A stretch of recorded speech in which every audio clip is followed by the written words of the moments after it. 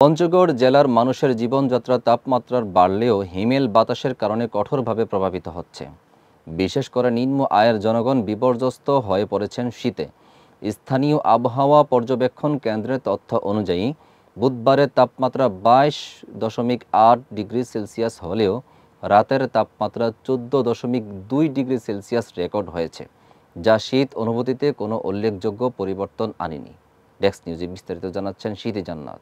পঞ্চগড় জেলার স্থানীয়রা জানান, গতকাল থেকে ঠান্ডা বাতাস বয়ে যাচ্ছে, যা কাজে যাওয়া এবং দৈনন্দিন কার্যক্রমে বাধা সৃষ্টি করেছে। ভ্যান চালকরা জানিয়েছেন, ঠান্ডার কারণে যাত্রীরা ভ্যানে চড়ছেন না, ফলে আয় রোজগার কমে যাচ্ছে। গ্রামের নারীরা জানান, রাতে ঘর বাড়িতে বিছানা থেকে আসবাবপত্র কঠিন হয়ে যায়। তাদের পারিবারিক জীবনের উপর শীতের প্রভাব স্পষ্ট এবং তারা শীত থেকে ঐক্যবদ্ধভাবে রক্ষা পেতে খড়কুটো জ্বালিয়ে শীত নিবারণের চেষ্টা করছেন। আবহাওয়া পর্যবেক্ষণ কেন্দ্রের ভারপ্রাপ্ত কর্মকর্তা জানান, তাপমাত্রা বৃদ্ধি পেলেও বাতাসের কারণে শীত অনুভূত হচ্ছে শ্রীমঙ্গলে, যা স্থানীয় মানুষের জন্য এক কঠিন চ্যালেঞ্জ হয়ে দাঁড়িয়েছে।